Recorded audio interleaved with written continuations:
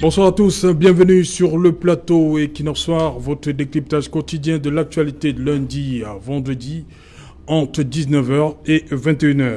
C'est la fuite sur les réseaux sociaux de la correspondance du ministre secrétaire général de la présidence de la République au secrétaire général des services du Premier ministre qui permet d'apprendre la mise en place d'un programme spécial de reconstruction de la région de l'extrême nord. Le président de la République instruit le Premier ministre, chef du gouvernement, de prendre des dispositions urgentes et nécessaires à la mise en place de ce programme. Véritable bouffée d'oxygène pour les populations de cette région en proie depuis 2011 aux attaques des membres de la secte islamiste Boko Haram. Les parlementaires originaires de cette région s'offusqueront devant le ministre des Finances lors de ses passages devant les deux chambres de ce que les dégâts causés par la guerre contre Boko Haram n'aient pas été pris en compte dans le document de programmation économique et budgétaire pour la période 2021-2023. Pour le sénateur Alioum Aladi et le député Zondol RS, tout comme pour le mouvement 10 millions de nordistes, il fallait mettre urgemment un plan de reconstruction de l'extrême nord. Madame, Messieurs, tout à l'heure à 20h, c'est la grande édition d'information présentée par Julien Berthe Bissaï, tout de suite après le débrief du journal et tout de suite le fait du jour.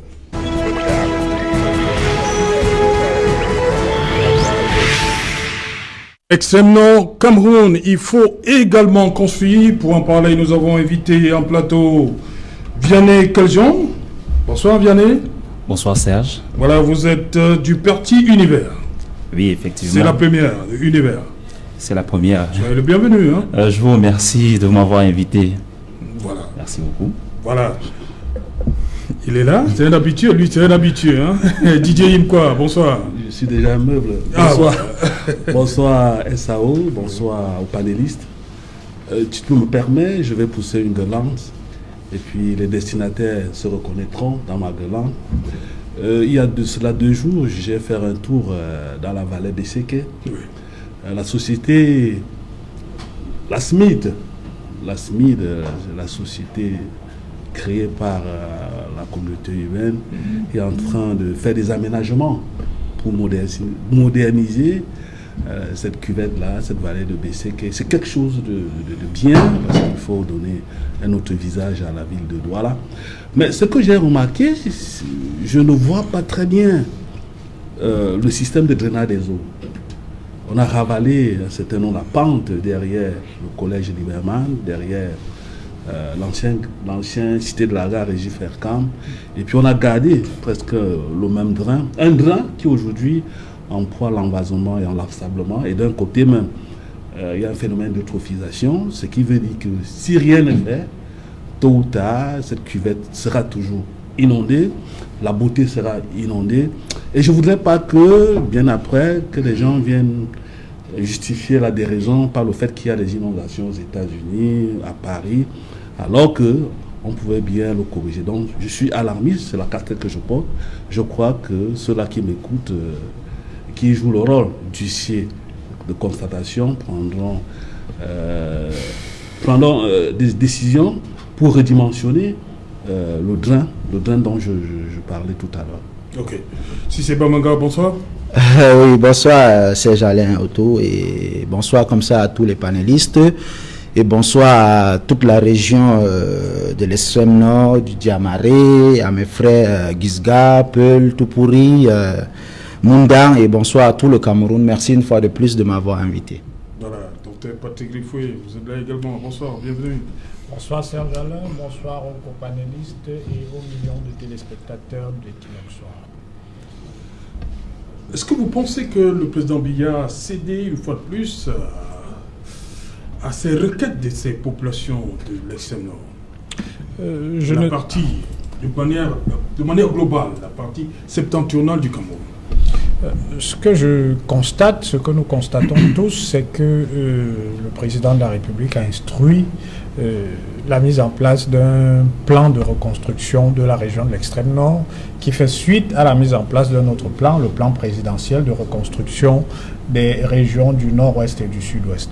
Je vous ferai remarquer que ce sont des régions qui ont un certain nombre de caractéristiques similaires. Et j'ai même envie de dire que la région de l'extrême nord est affectée au-delà de la situation que nous avons dans la région du nord-ouest et du sud-ouest, parce que dans la région du nord-ouest et du sud-ouest, effectivement, nous avons eu le terrorisme ambazonien, mais dans la région de l'extrême nord, nous avons affaire non seulement au terrorisme de Boko Haram, mais nous avons des inondations qui sont récurrentes depuis, il me semble, 2009.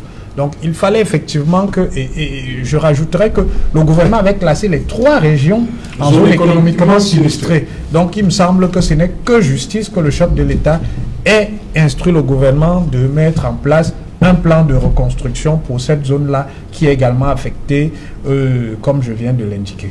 Voilà, si c'est Bamanga, justement, il y a des voix qui se sont élevées qui disaient ne pas comprendre que le plan pour la reconstruction de la région de l'extrême nord vienne après le PPRD pour le NOZO. Non, mais écoutez, Serge Alain Autou, moi je suis très amusé quand on parle de reconstruction. J'aimerais très bien demander à mon cher ami représentant du RDPC ce soir, M. Rifoué, excusez-moi, hein, Serge Alain Autou, je vais lui poser un peu là, une simple question.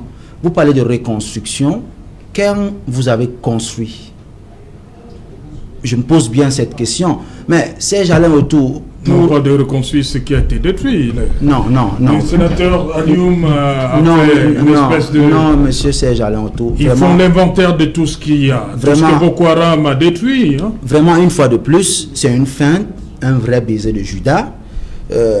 Une galéjade, je ne sais pas, les mots me manquent pour qualifier encore une fois de plus ce film hollywoodien où je peux donner le titre, c'est-à-dire mensonge d'État. Mensonge d'État, pourquoi? Voyez-vous, Serge Alain Autou, voilà nos gouvernants actuels, on a remis ce pays, on a demandé juste de préserver ce qu'ils ont trouvé. Ils n'ont pas pu préserver et aujourd'hui nous sommes là, vous savez. Voyez-vous, Serge Alain Autou. Non, je suis en train de venir. Monsieur Serge Alain Autou, je suis en train d'arriver. C'est pas question de reconstruire. Reconstruire, parce que là derrière le mot reconstruire, il y a un gros mensonge, monsieur Serge Alain Autou. On reconstruit quelque chose quand ça a déjà été construit. Non, nos gouvernants actuels, ils n'ont rien construit dans le septentrion de manière globale. Allez voir la nationale numéro 1. Nous parlons là de l'extrême nord, c'est-à-dire une des plus belles régions d'Afrique, je vous dirais. Parce qu'aujourd'hui, quand vous prenez votre simple carte d'identité, M. Serge Alain Autou, derrière, vous savez ce qui est caractéré là-bas. Vous avez le pic de Mindif, vous avez le Cap Sikis, vous avez plein de choses. Vous étiez là-bas, M. Serge Alain Autou, c'est là où vous avez appris quelques mots en foulbé. Mais non, il ne faut pas qu'on mente aux gens. Il faut que nos gouvernants actuels arrêtent de mentir aux personnes. Mais vous étiez en train de parler, ce qui était très important. Qu'est-ce qu'il faut faire maintenant? Maintenant, ce qu'il faut faire, nous saluons déjà, nous, la jeunesse du septentrion, globalement.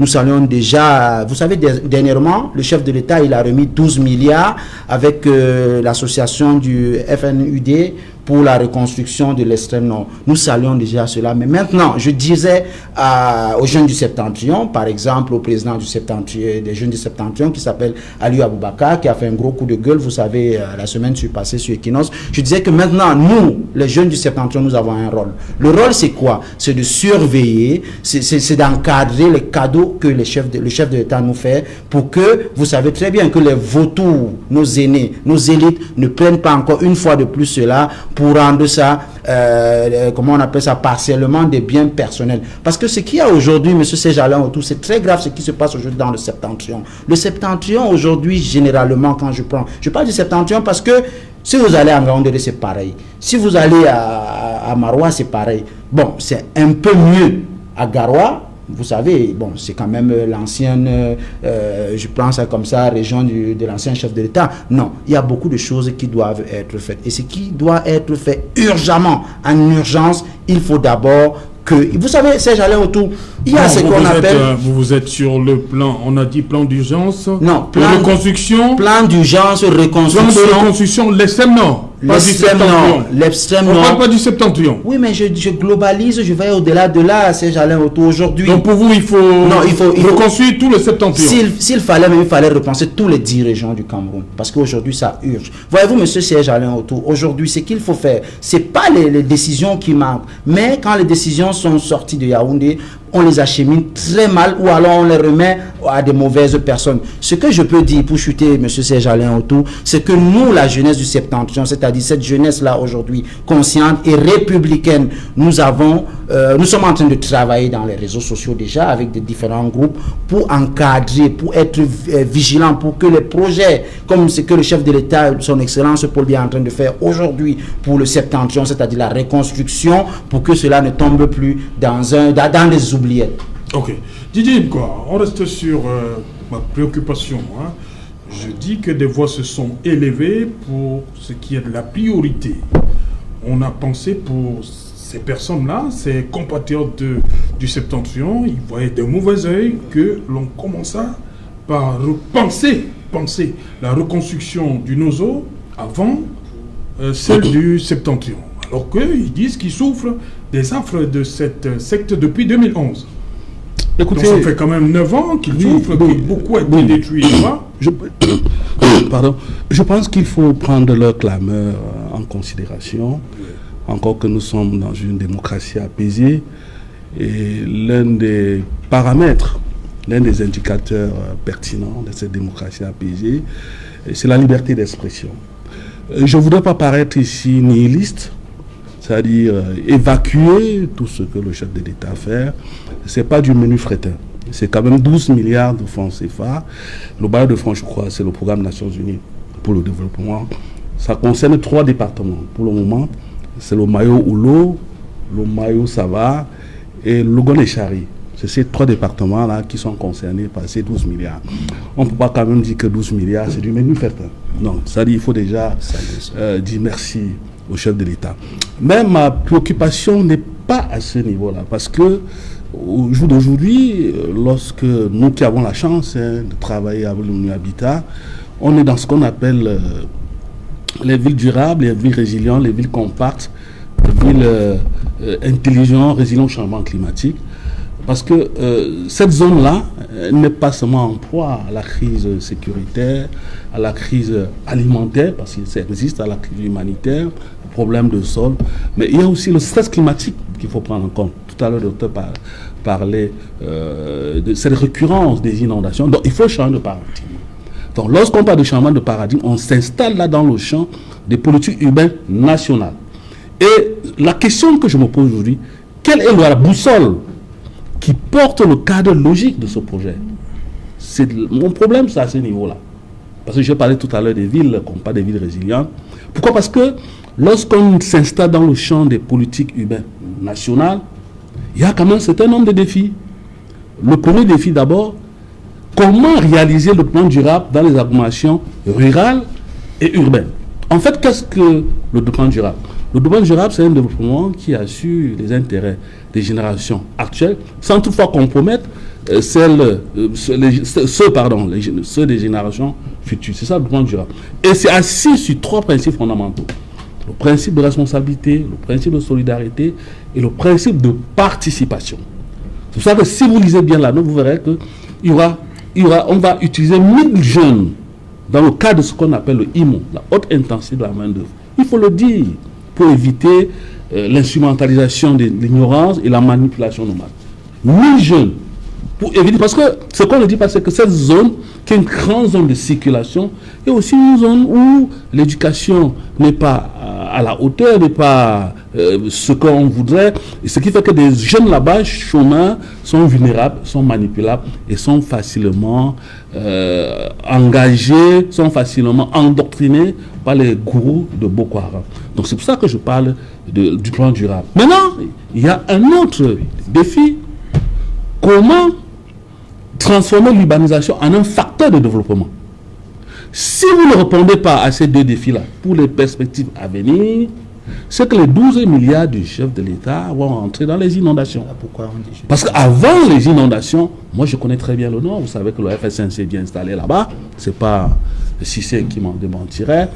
Donc c'est tout simplement parce que, à chaque fois, je l'ai dit ici sur ce plateau, lorsque on parle des politiques publiques sectorielles, on n'y intègre pas les phénomènes de changement climatique. Vous voyez, le développement durable ici prend tout, c'est globalisant, et surtout qu'il faudrait éviter, pour la mise en œuvre, pour le déroulement de ce projet-là, on n'a pas encore les thèmes de référence, il faudrait éviter de décloisonner, comme ils ont l'habitude, comme certains patrons à Yaoundé ont l'habitude de faire, de décloisonner les politiques, c'est-à-dire que le ministère de l'Environnement fait ce qu'il a fait dans son coin, le ministre de l'économie dans son coin. Non, il faut regarder ensemble dans la même direction.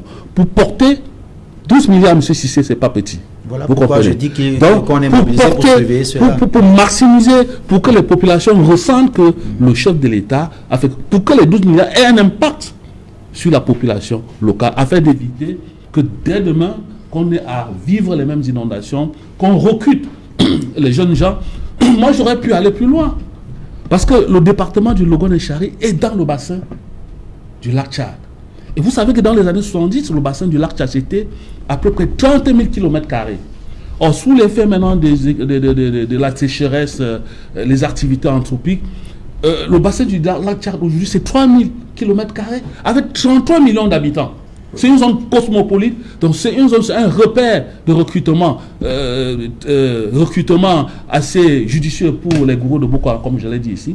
Il faut revoir, par exemple, ce phénomène de Boko Haram. Et ce n'est pas avec 12 milliards qu'on peut renflouer, par exemple, le lac Tchad. Donc voilà, il y a assez de problèmes dans cette zone-là. Le FSNC a fait ce qu'il a pu faire. Nous avons le président national et puis certains militants a pu faire 80 forages dans cette zone parce que les problèmes d'accès à l'eau potable, c'est un sérieux problème. Les inondations, sérieux problème. Le problème de sol, dans cette zone, vous avez à peu près 3 millions d'hectares de sol ardenisés. Ça, c'est l'eau, ça en faut fouler. Ça dit qu'il faut, des projets comme le Sahel vert. Il faut même accompagner le Sahel vert pour restaurer ce sol-là. Donc, vous comprenez que l'extrême nord aujourd'hui, qui est, comme dirait certains militants du RDPC, la première fille du chef de l'État, il faut beaucoup travailler. La fille aînée du renouveau. Il faut beaucoup travailler dans cette zone parce que ça concerne le Nord, mais pas seulement les nordistes. Voilà, Vianney Kaljon, c'est le plan d'urgence, plan spécial d'urgence de reconstruction de la région de l'extrême nord. Pour vous, il fallait ça? Absolument. Serge, voilà, merci beaucoup de... Parce qu'on a fait au nord-ouest et au sud-ouest, il fallait également l'extrême nord. Oui, vous savez, si nous allons sur la base de l'égalité, on considère que tous les Camerounais sont égaux, on va bien entendu penser que, voilà, si on a fait pour le nord-ouest et le sud-ouest, il eût fallu que l'on fasse pour le nord également. Bien entendu, les voix se sont élevées pour... L'extrême nord. L'extrême nord également, autant pour moi. Alors, des voix se sont élevées pour dire, bien entendu, il fallait peut-être celui du Nord avant peut-être celui du Nord, mais pour nos partis univers, vraiment, ce n'est pas l'ordre d'apparition des choses n'est pas très très important. Ce qui nous intéresse vraiment au parti univers, c'est surtout la façon avec laquelle les choses sont gérées par ce gouvernement, vous savez, Serge. Des plans, il y en a eu, on ne peut pas citer. Vraiment, ça foisonne de plans. Le gouvernement vous dit plan spécial de tel, plan spécial de X et de Y. Franchement, on ne peut même plus citer ces plans-là. Le problème, c'est au niveau de l'implémentation. Alors, le RDPC, voyez-vous, ils ont de la matière quand il faut produire des scénarios. Ils ont de la matière, mais maintenant sur le terrain, qu'est-ce qu'on voit? On ne voit rien. Vous savez, si vous arrivez, comme mon copanéliste le disait, c'est que c'est toutes les 10 régions qu'il faut réformer. Toutes les 10 régions, ce n'est pas une seule région. Parce que ce matin, par exemple, nous qui rapportons un peu les 10 régions ne sont pas affectées de la même manière. Bien entendu. Il faut quand même accorder des priorités. Toutes les 10 régions ne sont pas affectées par... Nous sommes tout à fait d'accord. c'est vrai, les 10 régions ne sont pas affectées par la guerre. Et c'est vrai que le plan spécial du chef de l'État a été motivé par Boko Haram qui fait des ravages au nord. Et franchement, nous tenons justement déjà à présenter toutes nos sincères condoléances aux familles, par exemple, qui ont été endeuillées par cette milice-là et cette secte terroriste. Maintenant, quand nous l'avons dit, nous revenons toujours au même endroit, au même problème. L'implémentation des résolutions, l'implémentation de tout ce qui a été dit. Ça dit des choses, ça produit des choses sur le papier, mais quand ça arrive sur le terrain, il n'y a plus rien du tout. Je préfère parler pour que M. Lambda m'écoute et qu'il comprenne, parce que M. Lambda vit également les problèmes de tous les jours. M. Lambda comprend. M. Lambda ne va pas aller comprendre le plan spécial, vous savez, des termes parfois qui sortent un peu de l'ordinaire, parce que M. Lambda ne comprend pas ces termes-là. M. Lambda comprend effectivement que, est-ce que par exemple, mon drain qu'il y avait, vous l'avez curé? Est-ce que, par exemple, vous avez empêché les inondations d'arriver? Est-ce que vous avez pensé, par exemple, à un plan d'urbanisation, par exemple, de ma cité? Est-ce que vous l'avez implémenté? C'est ce que M. Lambda comprend. Alors aujourd'hui, s'il faille dire, il faut déjà saluer même la sortie du chef de l'État et dire vraiment, c'est bien, nous encourageons cela, mais maintenant, reste par la suite à implémenter, parce que c'est là où le bas blesse. Vous savez, on n'apprend rien. Les détournements sont devenus légion. Aujourd'hui, on affecte X milliards à tel plan. Quelle est la production? Zéro. Donc aujourd'hui, vraiment, c'est un appel déjà pour que, cette idée qui a été produite, vraiment qu'elle soit acheminée jusqu'au bout. Et qu'enfin, par exemple, les populations du Nord qui souffrent déjà assez des problèmes d'eau potable. Voyez-vous, la dernière fois, sur les réseaux sociaux, parce que moi j'y suis, je pense que beaucoup d'entre nous y sont également, vous avez vu, moi j'ai été choqué de voir un jeune qui est arrivé dans un puits et il buvait de l'eau quasiment que personne d'entre nous ici ne peut boire. Vous imaginez? Ils ont des problèmes d'eau potable. Maintenant, voilà, quand on leur fait une promesse, il n'y a rien qui fait plus mal que, par exemple, une promesse non tenue, surtout quand on est en situation délicate. Donc, vivement que les promesses soient tenues. Voilà, docteur Ifoué, des habitations détruites, des villages rasés complètement. Et on sait que l'économie là-bas, c'est du petit paysan de l'extrême nord, c'est l'élevage, c'est l'agriculture. Les gens étaient obligés de partir de leur village pour aller trouver des zones beaucoup plus sécurisées. Aujourd'hui, il y a un autre phénomène qui vient s'ajouter. Les inondations, les barrages, les digues qui cèdent, ça fait beaucoup quand même pour l'extrême nord. Une région qui n'est pas forcément lotie. On la place souvent parmi les plus pauvres du Cameroun. Oui, effectivement, je crois que c'est la région la plus peuplée du Cameroun. Oui. Et elle a fait face, comme vous l'avez rappelé, à la conjonction de deux phénomènes. Les inondations, l'extrême nord connaît les inondations avant même l'apparition du phénomène Boko Haram. Mais je dois indiquer que pour faire face aux inondations, le gouvernement avait mis dès 2015 un plan d'urgence pour la lutte contre les inondations. Et dans le cadre de ce plan, la digue sur le Logone, qui fait 70 km, a été réhabilitée. Le barrage de Maga a été réhabilité. Sur le plan socio-économique, vous avez plus de 800 ménages qui ont été impactés par ce plan-là. Et ce plan-là a quand même permis d'améliorer le recueil des données sur les questions sur les précipitations, et aussi la surveillance de la montée des eaux sur le Logone, parce que c'était un des enjeux. Donc, le gouvernement a toujours été présent auprès des populations de cette zone-là pour faire face aux inondations. Maintenant, s'y est rajouté le phénomène Boko Haram qui a effectivement entraîné le déplacement des populations, qui sont des populations qui vivent essentiellement d'agriculture et d'élevage, vous l'avez indiqué. Organisations légales. Voilà, donc il y a une désorganisation sociale. Et l'un des enjeux du plan d'urgence qui a été plan spécial de reconstruction qui a été commandé par le président, ça va être de favoriser, de stimuler, de favoriser l'activité économique dans la zone, parce que effectivement vous avez lorsqu'il y a des inondations par exemple, vous avez les champs qui sont affectés et souvent les populations perdent même les semences. Donc elles n'ont pas la possibilité de pouvoir se projeter sur les saisons qui viennent pour pouvoir recommencer leur activité champêtre. Il ne vous a pas échappé que les incursions de Boko Haram visent souvent les troupeaux, parce que les terroristes choisissent de se nourrir sur la bête étant ici les populations qui perdent leurs troupeaux, qui sont enlevés et qui vont du côté du Nigeria. Donc effectivement, il s'agit d'apporter une aide d'urgence à ces populations qui sont dans des situations critiques parce que lorsque votre outil économique,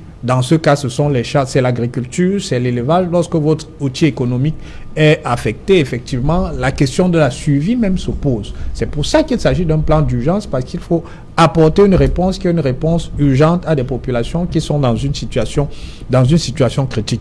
Il faut y rajouter que c'est une région qui est également en ZEP, zone d'éducation prioritaire. Donc, effectivement, la question de la déradicalisation est une question en toile de fond parce que l'éducation, la sous-éducation dans cette zone favorise le recrutement des jeunes dans la région de l'extrême nord par les terroristes de Boko Haram. Je crois qu'il faut le saluer. L'armée a fait beaucoup dans ce sens-là parce que moi, j'ai souvent vu des soldats qui se sont transformés en maîtres d'école pour pouvoir tenir les jeunes dans cette région-là. Donc, je crois qu'il va y avoir une dimension importante, effectivement, sur les questions de scolarisation pour permettre aux jeunes de cette région-là de revenir à l'école pour ceux qui sont déscolarisés, ceux qui avaient été déscolarisés, et effectivement, d'accéder à l'école pour ceux qui n'y avaient pas accès. Bien entendu, il y a l'accès, toutes les questions liées à l'accès aux infrastructures de base. Ça va être l'eau, Didier l'a indiqué tout à l'heure, ça va être le dispensaire, le centre de santé pour pouvoir se soigner lorsqu'on a un petit bobo. Donc je pense que la réponse du président de la République est une réponse que nous saluons, nous RDPC. Et étant donné que c'est une réponse d'urgence, il va falloir que ceux qui au sein du gouvernement sont en charge de ce projet le mettent en œuvre avec diligence pour apporter un début de solutionnement aux problématiques qui se posent à ces populations qui sont des populations frères que je salue par ce canal. Voilà, Cissé Bamanga, dans votre première intervention, vous avez égrené un chapelet d'éléments de manquement du pouvoir vis-à-vis de cette partie du Cameroun. Mais on ne comprend pas. Hein, le mouvement 10 millions de nordistes est parti d'un petit calcul simple. Vous dites que 42% des 111% du président Biya venaient du Grand Nord. Mais comment vous parlez d'une chose et vous êtes toujours là à faire confiance ? Non, avant de répondre à votre question, je suis répondez-moi d'abord. Oh, monsieur César, je voulais rebondir 2 secondes sur ce que l'aîné en face du FNNC a parlé. Je suis très satisfait de ce qu'il a dit. Oui. Il a parlé du projet, des 12 milliards, il a parlé des 1000 jeunes qu'on va employer. Je suis très satisfait et voilà pourquoi je disais à l'entame que nous sommes en train de faire un bloc pour surveiller tout cela. Même tout à l'heure, vous avez parlé, docteur Rifo. Maintenant, pour revenir à votre question, vous savez... vous avez suivi la sortie de Monseigneur Cléda après la présidentielle 2018 ? Oui, on a suivi tout ça. Vous savez que je suis un acteur majeur des réseaux sociaux, il n'y a rien qui m'échappe. Bref, pour répondre vraiment à votre question, c'est une seule chose. Vous savez, nous les nordistes, là je prends globalement, nous sommes des personnes très intègres. Et nous sommes des personnes à qui, quand on vous remet la confiance, on tourne le dos. Voyez-vous, aujourd'hui, nos parents, quand le président Paul Biya, le président du Cameroun, a pris les choses en main dans les années 82, je pense que c'est très bien ça, il n'y a pas une région au Cameroun qui a beaucoup prié pour le président de la République. Il n'y a pas une mosquée qui n'a pas prié, tout le monde a prié. Voyez-vous, la dernière fois, j'étais en train de causer avec un oncle qui était en train de se moquer de nous, disant que mais vous avez oublié que toutes les mosquées du Nord, par exemple, ou toutes les chapelles, ils ont prié pour la longévité du président de la République. Pourquoi? Parce que vous savez très bien que Ahidjo, en partant, il avait démontré que voilà la personne qu'il fallait suivre. C'est rien que pour ça que nous sommes encore là.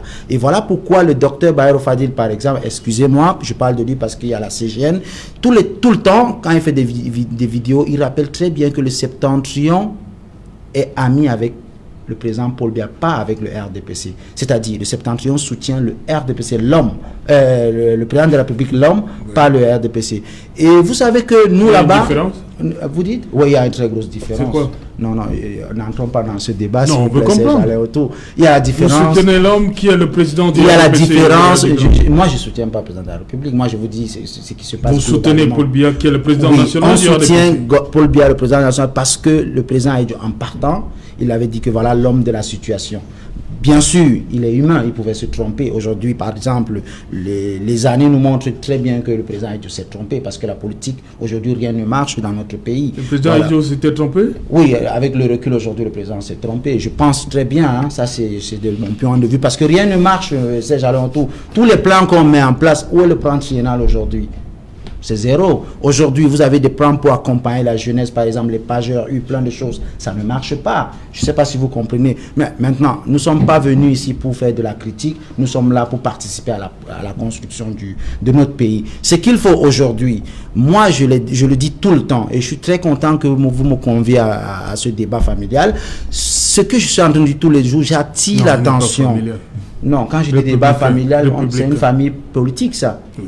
Monsieur Serge Alentou, c'est une famille politique. Peut-être que vous êtes neutre, vous êtes un journaliste, mais là, c'est ma famille politique. Et puis, ce que je suis en train de dire tout le temps, c'est que le chef de l'État, et vous savez très bien, le docteur Ifo, une fois, j'étais dans un plateau de télévision où j'ai parlé à votre confrère de dire au chef de l'État de faire très attention. Parce que là, la goutte d'eau est en train de déborder le vase, monsieur Serge Alentou. Voyez-vous, dans le septentrion en général, et puis, comme nous parlons de Marois, de l'extrême nord, nous n'avons rien, Serge Alentou.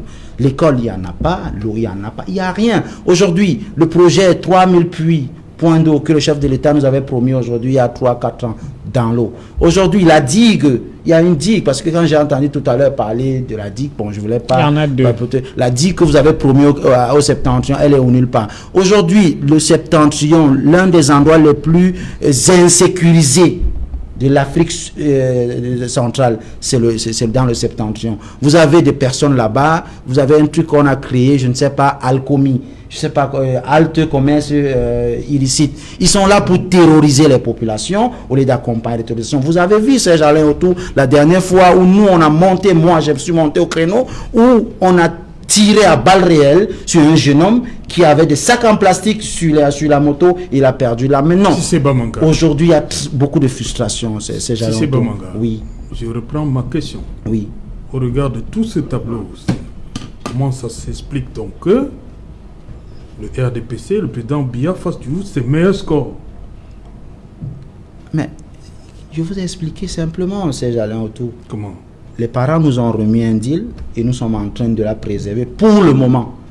Pour le moment. Pour le moment. Parce ça que, peut changer? Non, c'est en train de changer. Parce qu'aujourd'hui, moi, par exemple, qui vous parle, je vous ai dit, je suis en train de mettre en place une plateforme digitale. Nous sommes en train de faire un travail de fond. Pas pour un soulèvement. Pas pour apporter, comment je peux expliquer ça, apporter de la médiocrité ou alors faire un bras de fer avec les aînés, mais non, pour surveiller ce que le chef de l'État nous donne. Voilà, aujourd'hui, les 1000 jeunes, on a demandé, ce qu'on a donné, les 12 milliards, ça va poser 1000 jeunes qui vont bosser.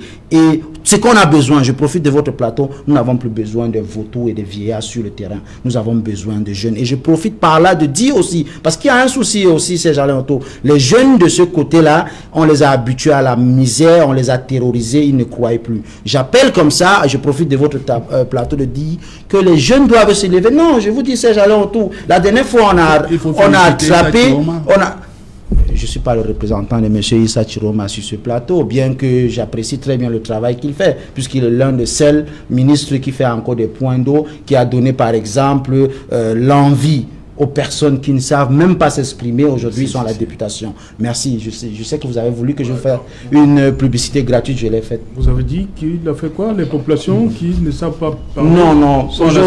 Aujourd'hui, vous avez des jeunes dans le septentrion, oui. M. Serge Alentou, qui ne s'expriment pas très bien en français, mais qui sont à l'Assemblée, qui sont dans les mairies. Ça n'a rien à y voir. Nous tous, nous sommes en train d'apprendre la langue de Molière. Moi qui vous dis là, nous sommes dans un pays où un ministre vous a dit hydroélectrique. Nous sommes dans un pays où un professeur, je peux le signer, mais Sanga Nyamdim, vous aviez dit que dans le Marais d'Anaï, dans le Nord. Bon, aujourd'hui, la langue de Molière, tout le monde peut se tromper. Mais je vous dis, la seule personne qui tend la main aux personnes dans le Nord, ça reste M. Chiroma. Bravo, vous pouvez lui passer des salutations. Mais je suis en train de dire, c'est pas suffisant. C'est pas suffisant. Voilà pourquoi nous, Moi, je parle de moi. Hein. Moi, je suis en train de créer une plateforme. Et là, tout le monde est dedans. Vous avez, par exemple, le grand frère Guibaï qui est à l'intérieur. Vous avez Aboubakar Ali qui est là. Nous sommes en train de créer une plateforme pour surveiller nos intérêts. Parce que, Serge Alain Autou, ce qui se passe aujourd'hui, c'est très grave. Si le chef de l'État ne fait pas attention, parce que vous savez très bien qu'il a un laxisme qui est connu, il travaille comme il veut et quand il veut, et il ne vérifie jamais les choses. Parce que les 12 milliards, on va les débloquer. On va remettre à nos élites qui sont très bien connues. Je ne vais pas en citer les noms ici parce que je l'ai fait dans d'autres plateaux. Des vautours qui vont prendre cela, acheter des grands Gandoura, acheter des 4x4 et les populations vont continuer à souffrir. Ce que nous avons besoin aujourd'hui, c'est de repenser les régions du septentrion. Ce que nous avons besoin aujourd'hui, c'est d'exister parce qu'aujourd'hui, nous n'existons pas. Nous disons la mamelle politique du Cameroun n'existe pas. La dernière fois, le chef de l'État, il est allé là-bas. Il y a eu la poussière, il y a eu tout. Vous avez vu, on a perdu des députés. Monsieur le docteur Ifo, je vous regarde parce que vous êtes le représentant du RDPC sur ce plateau. On a perdu, vous avez vu comme ça, des députés qui sont morts. J'ai un ami là-bas qui est mort aussi. Vous avez vu la dernière fois, il a failli. On a prié beaucoup pour qu'on n'a pas eu un deuil national. Mais quelle honte de voir un minat qui traverse les populations sur une petite pirogue, il a même failli tomber. C'est pas drôle. Si ça fait rire des personnes sur les réseaux sociaux, c'est pas drôle. Aujourd'hui, nous, dans le septentrion, nous avons tout donné au chef de l'État. C'est le moment pour le chef de l'État, avant qu'il ne parte. Parce que vous savez très bien qu'en ce moment, il est vieillissant, il a presque plus de force. À tout moment, il peut partir même naturellement, ce qui arrive. Avant qu'il ne parte, il faut qu'il nous remette au moins sur la moitié de ce qu'il a trouvé. Didier Nkwa, je reste sur cette... Est-ce que vous pensez également que le pouvoir ne donne pas suffisamment à cette... Restons sur l'extrême nord, la fille aînée du renouveau, comme vous avez dit, contrairement à ce que l'extrême nord donne au pouvoir, surtout en période électorale. Serge Alain Autou, il me sera très très difficile. Vous avez beaucoup d'élus là-bas, le FSNC, oui. voilà. Je pense que je ne voulais pas rentrer dans ce discours un peu apocalyptique de mon jeune frère Cissé. Je pense que si aujourd'hui nous avons des députés, un jeune député de Marois comme Salmana, très populaire, c'est tout simplement parce que l'électorat est d'accord avec le FSNC de se mettre avec le président Biya. Vous voyez que ça va à l'encontre du discours de M. Cissé. Et je voudrais... Moi, j'ai un problème avec l'élite du Grand Nord, c'est-à-dire, ou bien de l'extrême Nord. Voyez-vous, l'air de l'État vache à lait est révolu. Hein. Il ne faut pas trop parler ces maladies, il faut agir.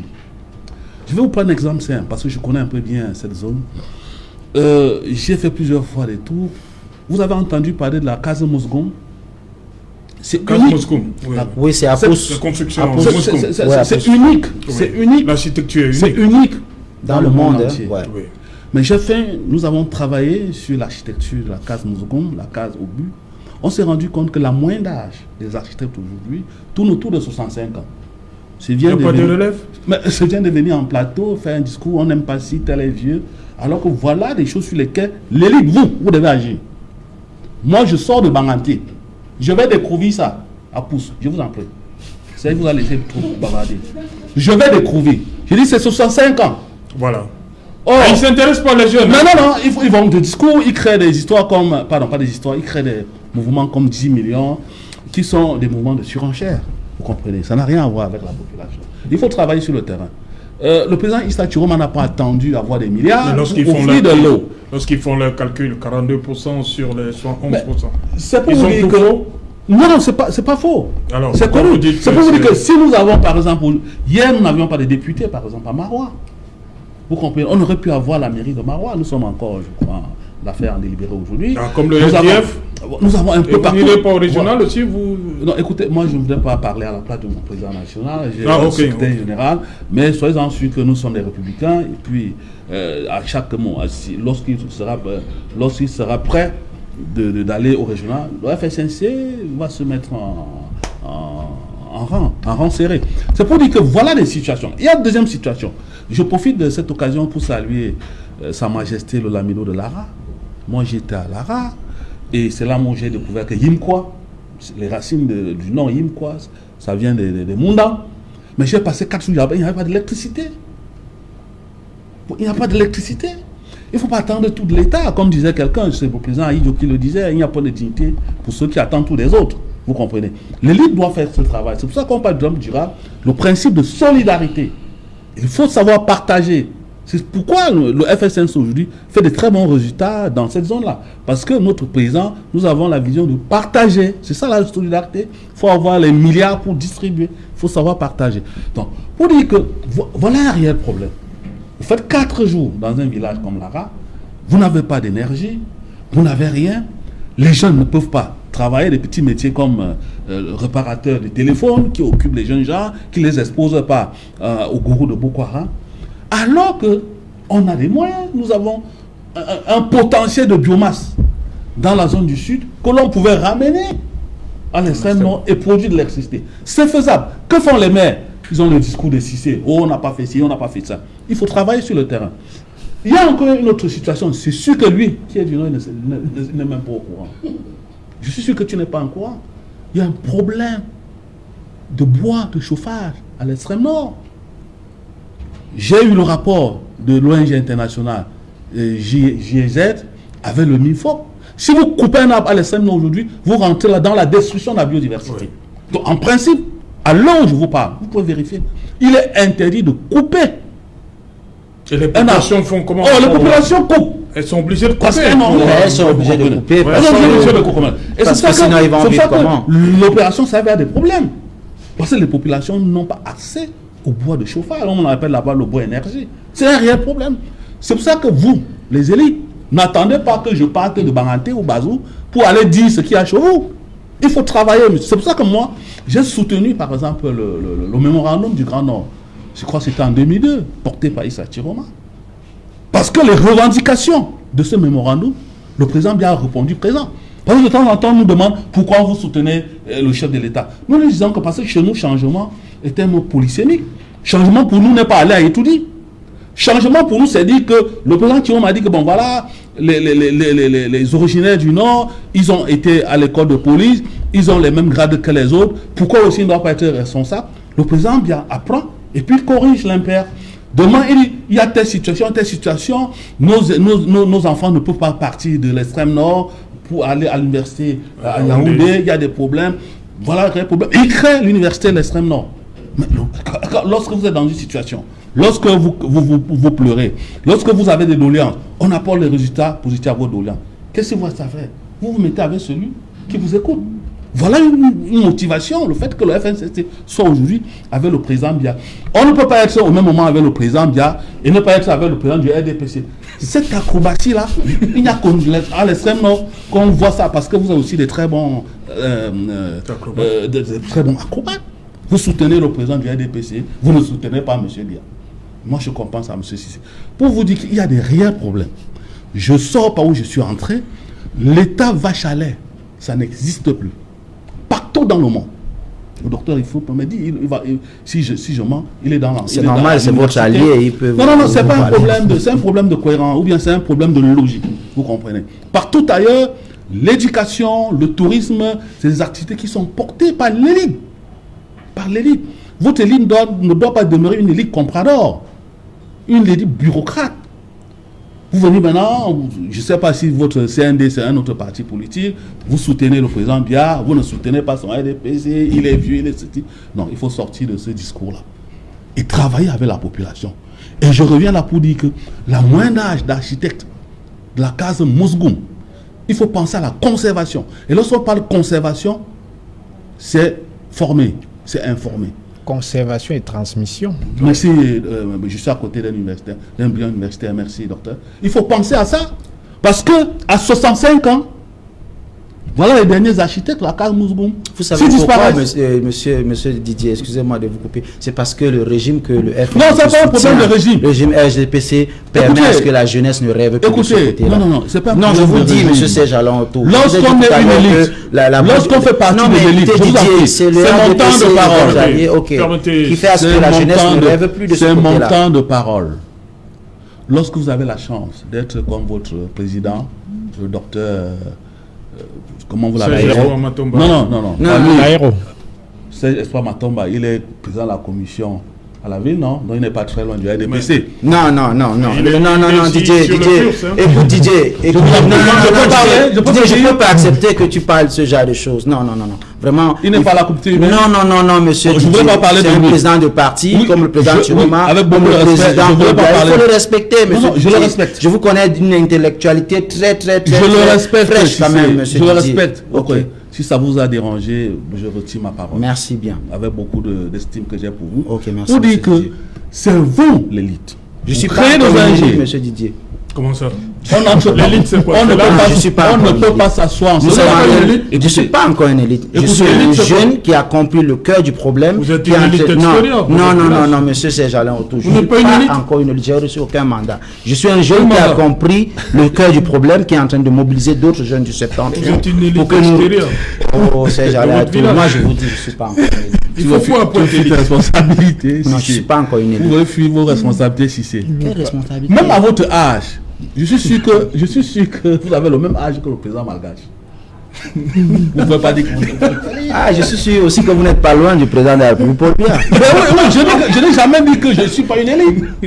Ok. Mais moi, je vous le dis, je ne suis pas une Non, élite. je dis que vous êtes J'ai pas capable. reçu ce mandat. Si vous êtes aujourd'hui en train d'animer le 11 millions, on ne sait pas quoi, ça veut dire que Je vous ne pouvez suis créer pas un million. représentant non plus du 10 millions. Vous faites quoi, le conseil, c'est le conseil? Je suis aujourd'hui représentant du PUS sur ce plateau. Oui, mais je sais que vous originaire de la partie du septentrion. Oui, mais je parce sais que que je vous connais êtes le dans problème une- du septentrion. Je- je non, mais sais que écoutez, monsieur parlez. Didier, arrêtez un peu ça de distraire les Camerounais. Je vous en prie. Aujourd'hui, nous sommes en train de parler du vrai problème C'est mon temps qui de est le parole. septentrion. Arrêtez de faire des C'est attaques mon temps de parole. qui perdent le temps au Il n'y a Cameroun. pas d'attaque. C'est Ok. Jalin autour. Aujourd'hui, si le FNNC et le RDPC sont des alliés, ça ne dure plus au septentrion. Aujourd'hui, Je vous en prie. je vous dis, nous sommes en train de faire un travail de fond et vous aurez du répondant. Nous-mêmes, nous sommes sur le terrain. Ok. Peut-être vous ne le savez pas. Et nous avons autant de jeunes comme vous qui sont des élus locaux. C'est toi qui viens de dire tout à C'est l'heure pour que vous dire que- il y a des vieux de 65 ans. Maintenant, tu te contredis en disant que tu Je as me des jeunes. contredis Mais pas. aujourd'hui, vous Vous avez m'entendez- empêché la jeunesse du vous septentrion de relever Monsieur Cissé, aujourd'hui. vous Mais je te m'entendez, dis, vous ne me monsieur comprenez Jalin pas. Autou, Je Bon, on vous va dis, se c'est calmer, compliqué dans le septentrion aujourd'hui. On vous a Non, mais compris. Didier, arrêtez de Vous mentir aux vous Camerounais. m'entendez, vous ne me Si c'est comprenez pas. Bamanga, je vous en prie. Calmez-vous.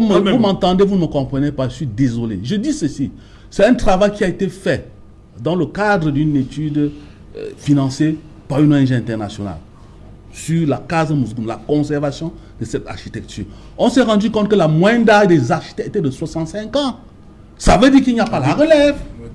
C'est pas votre problème. Et je dis donc que... Comment vous dites que c'est pas mon problème? Qu'est-ce que vous en savez? Bon, je dis maintenant que vous, les jeunes, je vous interpelle. Quand je vous interpelle, c'est parce que j'ai du respect pour vous. Je ne suis pas obligé de vous interpeller. Ok. Je dis maintenant, vous, parce que je ne sais pas si c'est une situation que vous maîtrisez. Je dis maintenant, vous, les jeunes, vous pouvez créer des associations, aller lever le fonds ailleurs, pour amener les jeunes à s'intéresser à cette architecture. Mais si vous l'avez déjà fait, tant mieux. Ce n'est pas un débat. Monsieur Vous Didier, comprenez? désolé, nous sommes dans un système de on va gouvernance permettre, on va qui ne permettre. permet rien et qui ne favorise rien. Merci, si on vous a compris.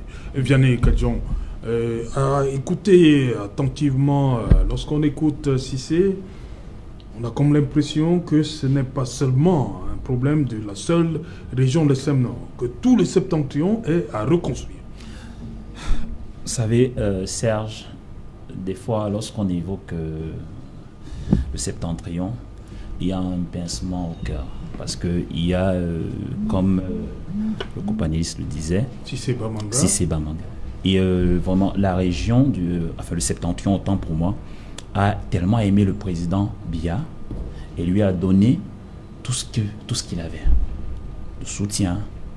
Vous voyez, aujourd'hui, c'est pas pour rien qu'aujourd'hui le président Biya essaie à peu près que voilà, il a un peu un matelas un peu vraiment confortable au niveau du septentrion, parce qu'effectivement, il sait qu'il y a eu une passation de témoins et qui lui garantit à peu près les scores mirobolants qu'il fait de l'autre côté. Maintenant, entre les scores et la réalité sur le terrain, il y a vraiment une différence énorme. Ces populations-là vivent, je vais pas dire le calvaire, mais c'est pas loin. Vous savez, quand on est Camerounais, nous par exemple qui sont dans la région du littoral, plus précisément ici à Douala, on a la chance, par exemple, qu'on peut s'asseoir et puis boire par exemple de l'eau qui sort du robinet, qui est bon, disons-le, pas très potable, mais qui est quand même là. Mais au moins, nous, on a cette chance-là. On a la chance, par exemple, de ne pas faire des kilomètres, par exemple, pour aller trouver de l'eau quelque part. On a la chance, parfois, en fait, d'être à l'abri de certains besoins. Je dis, on a la chance parce que là, maintenant, là, nous n'avons pas la panacée non plus. Mais nous avons quelque chose quand même que les autres n'ont pas. Alors, quand on voit la réaction de Cissé, pour moi, est tout à fait normale. Parce que comme le grand frère Didier faisait référence à une certaine étude qui s'est soldée par une moyenne d'âge des architectes qui était de 65 ans. Déjà, il faut poser la question, quel a été le canal d'information? Parce que justement, les jeunes, par exemple, en fait, le problème qu'on a dans ce pays ici, c'est l'information. Ça va de main en main. Généralement, on publie une information là où on sait que non, il y a une catégorie de personnes qui va voir et il y a l'autre catégorie qui ne va pas voir. C'est normal qu'à la fin, par exemple, ceux qui sont, je ne vais pas dire affiliés au système, mais ceux qui sont quand même des amis du système quelque part, se retrouvent quand même dans le créneau. Et puis maintenant que la moyenne d'âge, parce que les amis du système sont quand même assez âgés, disons-le, n'ayons pas peur des mots, ils sont assez âgés. Ce sont des, vous savez, moi par exemple qui suis là, il y a ce sont à peu près mes amis de l'école, à peu près mes camarades qui sont quasiment dans la même tranche d'âge que moi, qui sont avec moi. Donc forcément, si je mène par exemple une étude, par exemple dans mon domaine, et que ces gens-là participent, vous verrez que la tranche d'âge n'est pas tellement loin de moi. C'est normal donc que monsieur, au sorti de cette étude-là, qui est donc une tranche d'âge qui se rapproche sensiblement à celle du président de la République. Donc, monsieur Cissé, effectivement, je trouve sa réaction, même pas vraiment, elle est loin d'être disproportionnée. Elle traduit simplement elle traduit le courroux. Le courroux vraiment qui est celui de la population du septentrion, parce qu'elle estime effectivement, et à juste titre, elle estime avoir été lésée, à juste titre. Parce que cette population-là aujourd'hui, vous voyez tout ce qu'on fait aujourd'hui, ça va dans tout. Imaginez-vous par exemple pour quitter d'un point A à un point B là-bas, je ne vais pas citer les points, moi j'ai un collègue. Je vous pose à vous également, comment comprendre dans ces scores-là qui... Lors des consultations électorales, comment comprendre ces scores? Vous dites que les populations sont lésées. Oui, comment comprendre ça? Vous savez déjà, les scores certes sont élevés, mais par contre, ce qu'on ne dit pas derrière, c'est surtout les inscriptions sur les listes électorales, par exemple. Parce que quand vous prenez le ratio entre... Merci. Je reviens. D'accord. Voilà, parce qu'il est l'heure. Bonsoir, Julien Berthe Bissaï. Elle est déjà là. Trois éléments au menu ce soir, Julien Berthe Bissaï. Bonsoir, Serge Alain. L'insécurité gagne du terrain dans la région de l'Ouest Cameroun. De nombreux cas de meurtre cristallisent les attentions dans le département de la Menoie au point d'en susciter une frayeur chez les populations. Le récent cas de meurtre est celui d'un étudiant de l'université de Tiang, âgé seulement de 23 ans. Plusieurs familles passeront la nuit à la Belle Étoile au quartier Msamendongo à Yaoundé. Elles ont vu leurs habitations et commerces être détruites par des engins de la ville, par les engins de la mairie de la ville. Ces victimes crient à l'injustice. Vous les écouterez dans le 20h. Et puis à l'étranger, un comité d'experts propose une transition de 2 ans dirigée par un premier ministre et un gouvernement de 25 membres pour sortir le pays de la crise dans laquelle, ou l'impasse dans laquelle elle est, ou l'impasse qu'elle traverse depuis plusieurs mois. Serge Alain. Voilà, madame, monsieur, ce sont donc les éléments qui vont être développés dans un instant par le 20h.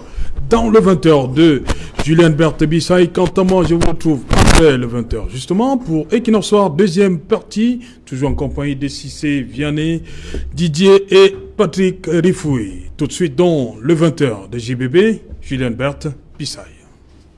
Luminaire.